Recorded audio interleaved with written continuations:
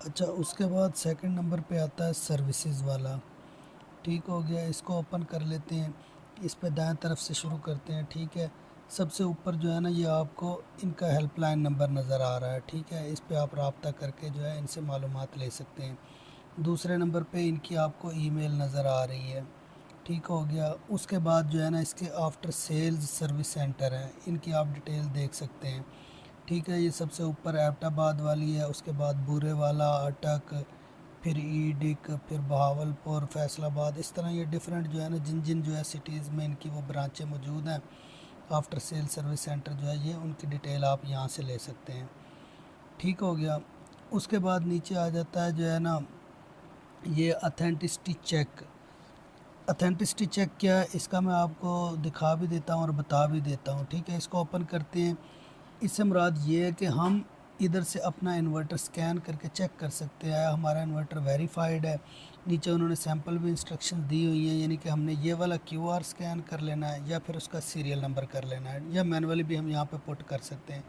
ठीक है, तो ये मैं इसी इन्वर्टर का जो है ना वो सीरियल नंबर भी आपको चेक करवा देता हूँ स्कैन करके। ठीक हो गया, ये जिस तरह जो है ये अभी थोड़ी देर पहले मैंने स्कैन किया था, उस वक़्त इसने जो है ना वो प्रॉपर यहाँ पे सारा शो करवा दिया था। मैं दोबारा भी आपको चेक करवाता हूँ। ठीक है, ये उसने स्कैन कर लिया है, यहाँ पे ऑटोमेटिक लिखा हुआ आ गया है। अब हम इस पे वेरीफाई पे क्लिक करेंगे तो ये अभी आगे बता देगा ये वेरीफाइड है या नहीं है, यानी ये ओरिजिनल है हमारा इन्वर्टर कंपनी का या नहीं है। ठीक है, ये उसने अथेंटिसिटी चेक कर ली है, उसने बता दिया वेरीफाइड है, डिवाइस सक्सेसफुली अथेंटिकेटेड है। ठीक है, सीरियल नंबर बता दिया, मॉडल नेम बता दिया उसने, और जो है डिलीवरी डेट तक भी बता दी उसने। ठीक हो गया, यहाँ से हम ये चीज़ चेक कर सकते हैं। ठीक है, ये चीज़ हो गई। उसके बाद हमारा आ जाता है लेफ़्ट साइड पे इसी का ही जो है ना ये वाला डिवाइस वाला पोर्शन। डिवाइस पे क्लिक करते हैं। ठीक है, इस पे उन्होंने ऊपर इन्वर्टर की कंडीशन बताई हुई है। अगर ये ग्रीन लाइट होगी तो ये नॉर्मल है, अगर येलो येलो रंग की होगी तो वार्निंग पे, और अगर रेड होगी तो फॉल्ट पे। अब ये लाइट किस चीज़ की लाइट की बात हो रही है मैं आपको दिखा भी देता हूँ। ये इन सिग्नल्स की बात हो रही है। ये सिग्नल अगर जो है ना वो ग्रीन है तो समझ लें ऑनलाइन है, नॉर्मल है। अगर ये आपके जो है ना येलो होंगे तो वार्निंग पे, और अगर ये रेड हो जाएगा तो फिर ये आपका ऑनलाइन नहीं है। ठीक है, ये इस चीज़ की जो है ना वो बता रहा है। और नीचे इसमें जो है ना वो ये बेसिक इन्फो है नीचे। ठीक है, कितने किलोवाट का है, सीरियल नंबर क्या है, उसके अलावा जो है ना वो ये आउटपुट मोड क्या है इसका, स्टैंड अलोन यानी अकेला लगा हुआ है, पैरेलल में नहीं है। और फिर इसका फर्मवेयर जो है ना वो वर्जन इसका बताया हुआ है। ठीक हो गया, दूसरे नंबर पे जो है रियल टाइम इन्फो इसकी जो है क्या है वो सारी आ रही है। ठीक है, अपडेट टाइम, इस वक्त की डेट और टाइम सारा आ रहा है। ये ऑपरेशनल स्टेटस जो है वो नॉर्मल आ रहा है। लोड टोटल कितना चल रहा है वो परसेंटेज के हिसाब से तकरीबन 5% बनता है। पीवी के वोल्टेज भी ज़ीरो हैं, पीवी के वाटेज भी जो है ना ज़ीरो हैं। इसी तरह लोड के वोल्टेज जो है वो 236.2 हैं। ठीक है, फ्रीक्वेंसी जो है ना वो 49.6 है। इसी तरह लोड एक्टिव पावर जो है वो 252 वाट, 51 वाट हो गया। फिर इसी तरह ग्रिड एक्टिव पावर जो है 484 वाट है, और ग्रिड के वोल्टेज जो है ना वो 236.2 है। इसी तरह ग्रिड की फ्रीक्वेंसी है, पीक लोड पावर है 253 वाट जो है। इसी तरह पीक जनरेटिंग पावर है 0 वाट, और इसका मैक्स जो है ना वो हीट सिंक का टेम्परेचर आ रहा है 53.9 डिग्री सेल्सियस। एक चीज़ यहाँ पर नोट कर लें, ये जो आउटपुट के वोल्टेज लोड के वोल्टेज शो करवा रहा है ये बेसिकली वापडा ही के वोल्टेज शो करवा रहा है। जब दिन में पीवी का टाइम होगा और वापडा बंद होगी, या रात को वापडा बंद होगी और बैटरी से चल रहा होगा, तो इधर ये 230 वोल्ट शो करवाएगा आउटपुट के। क्योंकि जब भी इन्वर्टर को वापडा दी जाती है वो एज़ इट इज़ वापडा के वोल्टेज को आगे लोड पे शो करवा देता है, यानी वापडा को बाईपास करके चलवा रहा होता है। ठीक हो गया, ये भी क्लियर हो गया। उसके बाद ये आ जाता है थर्ड नंबर पे यूनिट स्टेटस जो है ना, इसमें जो है ना वो कुछ भी नहीं है, ये अब आपके सामने ही है। ठीक है, हमारा ये सेकंड पेज भी क्लियर हो गया। अब हम आ जाते हैं थर्ड पेज पे, जो मेन हमारा पेज है होम वाला जो है। ठीक है, उस पे ये मेन हमारा डैशबोर्ड है। हम चाहें तो इस तरह जिस तरह ये जो है ना होम लिखा हुआ है लोड वाली साइड है, या ये सोलर वाले सोलर पैनल्स बने हुए हैं सोलर लिखा हुआ है, या बैटरी वाली साइड पे बैटरी पोर्शन पे बैटरी लिखा हुआ है बनी भी हुई है बैटरी, ग्रिड पे ग्रिड का टावर बना हुआ है या ग्रिड लिखा हुआ है, किसी पे भी क्लिक करेंगे तो वो हमें ये चीज़ शो करवाएगा। Energy reports. मैं आपको ये एक्सपेरिमेंट करके भी दिखा देता हूँ। ये मैंने लोड पे क्लिक किया, ठीक है, एनर्जी रिपोर्ट्स में ले आया वो हमें।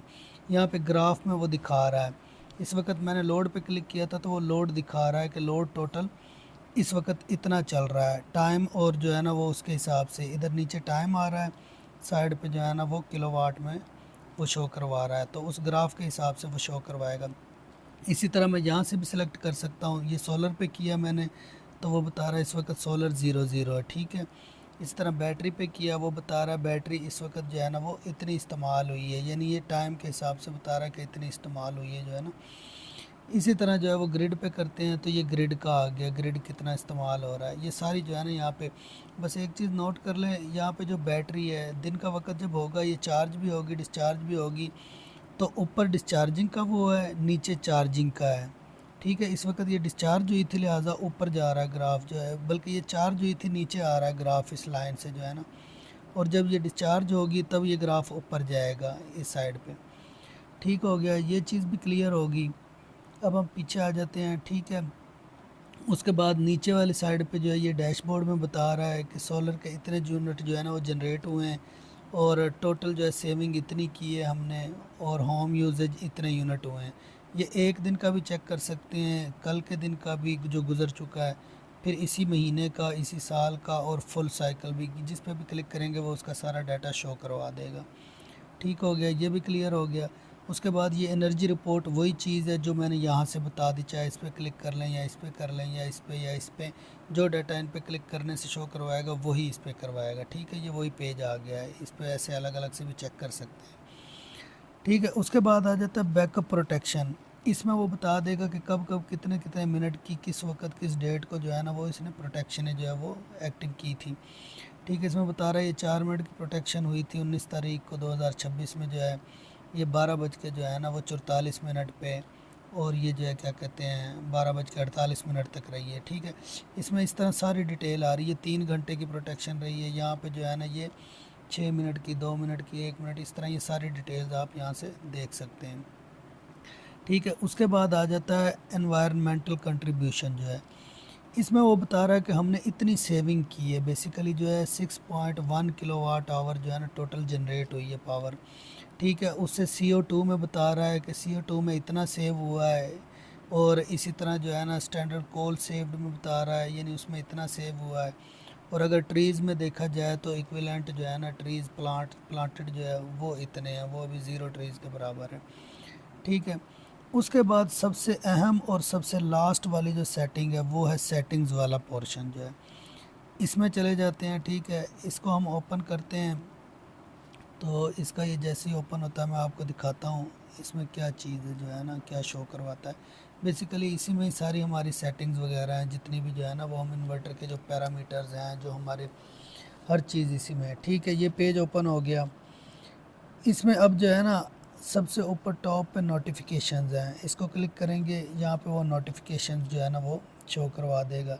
ये रिसीव नोटिफिकेशन हमने इनेबल किया हुआ है, ठीक है। डेली रिपोर्ट का जो है वो बता रहा है सुबह के 8 बजे जो है ना वो आपको नोटिफिकेशन आया करेगा डेली की जो भी रिपोर्ट होगी। मंथली रिपोर्ट का भी 1 महीने के बाद 1 तारीख को 8 बजे सुबह आएगा, ठीक है। एनुअली रिपोर्ट जो है वो भी क्या कहते हैं 1 साल के बाद जो है जनवरी की 1 तारीख को जो है 8 बजे आएगा।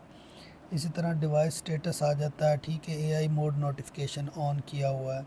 उसके बाद ऑफलाइन रिमाइंडर वो भी एक्टिव किया हुआ है, ठीक है। वार्निंग रिमाइंडर वो भी इनेबल किया हुआ है, फॉल्ट रिमाइंडर वो भी इनेबल है। ये सारी डिफ़ॉल्ट सेटिंग्स है, ठीक है। उसके बाद ग्रिड पावर स्विच रिमाइंडर है वो भी इनेबल है, लो बैटरी रिमाइंडर वो भी इनेबल है। ये हमारी परसेंटेज है, ये वो वाली परसेंटेज है बैटरी की जिस पे हमने सिस्टम को शट डाउन करवाना है।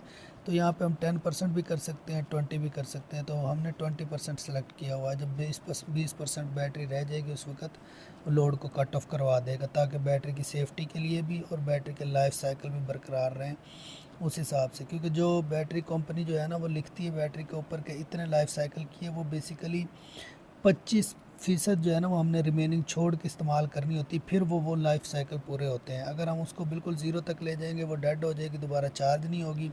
अगर 10% के हिसाब से यूज़ करेंगे, 10% छोड़ के, फिर उसके लाइफ साइकिल जल्दी कंज्यूम हो जाएंगे। तो ये सारी चीज़ें जो है ना ये मद्देनज़र रखनी होती हैं, ठीक है। फुल बैटरी रिमाइंडर डिसेबल है, उसके बाद जो है वो ग्रिड आउटेज रिमाइंडर ये भी डिसेबल है। ग्रिड जो है ना रिस्टोरेशन रिमाइंडर जो है ये भी डिसेबल है। ये सारी चीज़ें आपको यहाँ पे नज़र आ रही हैं, ये डिफ़ॉल्ट सेटिंग है, ठीक है।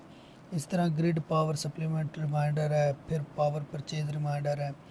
उसके बाद नीचे आ जाता है स्टेटिस्टिकल पीरियड, ठीक है।